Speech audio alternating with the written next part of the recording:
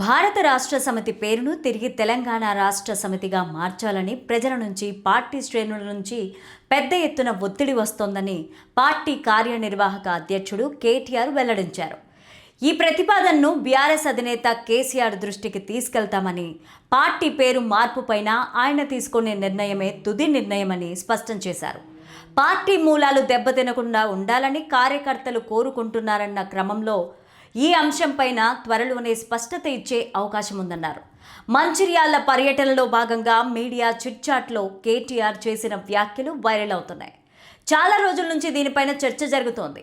బీఆర్ఎస్ను టీఆర్ఎస్గా చేస్తేనే రాష్ట్ర ప్రజలకు అస్తిత్వానికి దగ్గరగా ఉంటుందన్న వాదనలు వినిపించాయి. ఈ వీడియోని చివరి వరకు చూడండి. ప్లీజ్ లైక్ చేయండి, షేర్ చేయండి, అలాగే బెల్ బటన్ నొక్కి సబ్స్క్రైబ్ చేసుకోవడం మర్చిపోకండి. ఇక హెడ్లైన్స్ చూద్దామా? కవితను ఉద్దేశించే కేటీఆర్ అన్నారా? టీడీపీ పనితీరుపై కేటీఆర్ ఆసక్తికర వ్యాఖ్యలు. కేసీఆర్ పాలన కోసం ప్రజల నిరీక్షణ. కాంగ్రెస్ బీజేపీల మధ్య చీకటి ఒప్పందం. ఇక స్టోరీలోకి వెళ్తే, రాబోయే ఎన్నికల వ్యూహంపైన కేటీఆర్ మాట్లాడుతూ భవిష్యత్తులో బీజేపీతో ఎట్టి పరిస్థితుల్లోనూ పొత్తు పెట్టుకోమని కేటీఆర్ తేల్చి చెప్పారు. గత అనుభవాలను దృష్టిలో ఉంచుకొని పొత్తులు తమ పార్టీకి కలిసి రావని ఆయన అభిప్రాయపడ్డారు. తెలంగాణలో స్వతంత్రంగానే పోరాడి ప్రజాదరణ పొందుతామని ధీమా వ్యక్తం చేశారు. ప్రజలకు మరింత చేరువయ్యేందుకు 2027లో రాష్ట్ర వ్యాప్తంగా పాదయాత్ర చేస్తామని కేటీఆర్ ప్రకటించారు. డీలిమిటేషన్లో సమాన రేషియోలో విభజన జరిగితే ఎలాంటి అభ్యంతరాలు లేవన్నారు. పార్లమెంట్లో ప్రస్తుతం 24% ఎంపీల స్థానాల్లో వాటా ఉన్నదని, అదే శాతం తగ్గకుండా డీలిమిటేషన్ జరిగితే ఎలాంటి ఇబ్బంది ఉండదన్నారు. అందరికీ 50% సీట్ల పెంపు జరిగితే నష్టం లేదన్నారు. నియోజకవర్గాల పునర్విభజన జరిగితే అసెంబ్లీ స్థానాల సంఖ్య పెరుగుతుందని, అలాంటప్పుడు పార్టీ ఆదేశిస్తే ఏ నియోజకవర్గం నుంచైనా పోటీ చేయడానికి తాను సిద్ధమని పేర్కొన్నారు. ప్రజా సమస్యలే అజెండాగా రాబోయే రోజుల్లో బీఆర్ఎస్ పోరాటాలను ఉధృతం చేయనుందని ఆయన స్పష్టం చేశారు. తెలంగాణ ప్రజలు మళ్ళీ కేసీఆర్ నాయకత్వాన్ని బలంగా కోరుకుంటున్నారని కేటీఆర్ అన్నారు.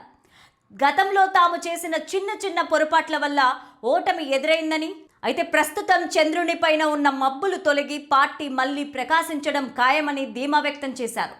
మంచిర్యాలలో జరిగిన పార్టీ సమావేశంలో మాట్లాడిన ఆయన తాను ఒక ఆల్రౌండర్నని, ప్రజలకు చేరువయ్యేందుకు ఏ పనినైనా చేస్తానని స్పష్టం చేశారు. పాదయాత్ర కోసం అప్పటి వరకు జిమ్కు వెళ్లి శారీరకంగా సిద్ధమవుతానని వెల్లడించారు. మే, జూన్ నెలల్లో పార్టీ సభ్యత్వ నమోదు, శిక్షణ తరగతులు ఉంటాయని పేర్కొన్నారు.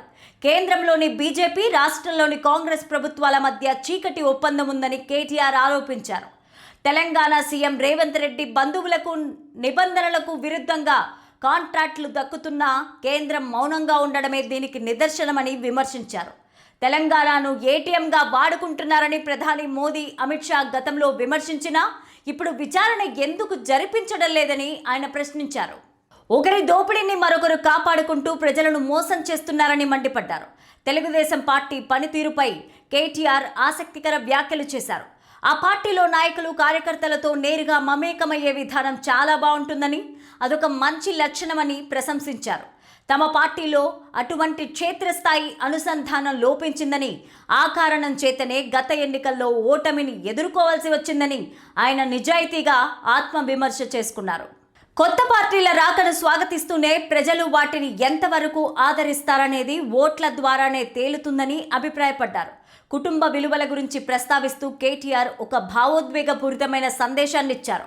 పిల్లలు తమ తల్లిదండ్రులను సంతోషపెట్టకపోయినా పర్వాలేదు, కానీ వారిని బాధ పెట్టకూడదని, ఏడిపించకూడదని హితవు పలికారు.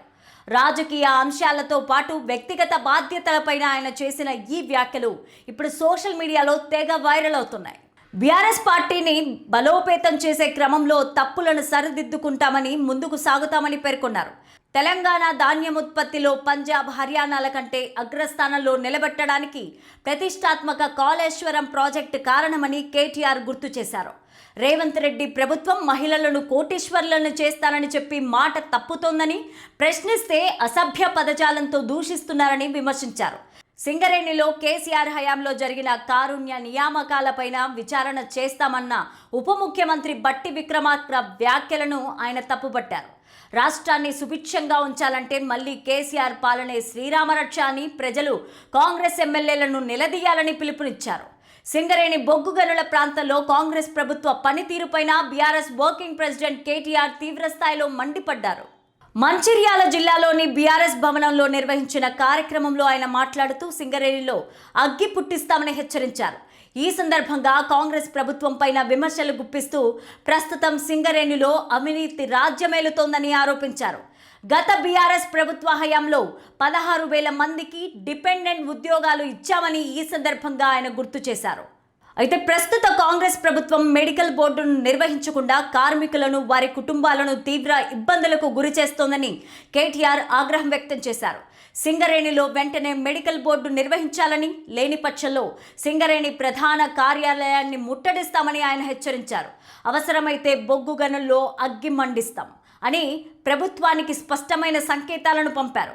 సింగరేణిలో పనులన్నీ ముఖ్యమంత్రి రేవంత్ రెడ్డి బావమర్ది సృజన్ రెడ్డి ఆదేశాల మేరకే జరుగుతున్నాయని, అంతా అవినీతిమయంగా మారిందని ఆరోపించారు. దీనిపైన సిట్ లేదా ఏసీబీ విచారణ జరిపించాలని ముఖ్యమంత్రి రేవంత్ రెడ్డి, డిప్యూటీ సీఎం బట్టి విక్రమార్కకు కేటీఆర్ సవాల్ విసిరారు. గతంలో ఇచ్చిన ఉద్యోగాలపైన ఏసీబీ విచారణ చేస్తామంటున్న బట్టి విక్రమార్క ముందుగా ప్రస్తుతం జరుగుతున్న సింగరేణి అవినీతిపై విచారణ జరిపించాలని డిమాండ్ చేశారు. తాము ఎలాంటి ఏసీబీ విచారణలకు భయపడే ప్రసక్తే లేదని స్పష్టం చేశారు.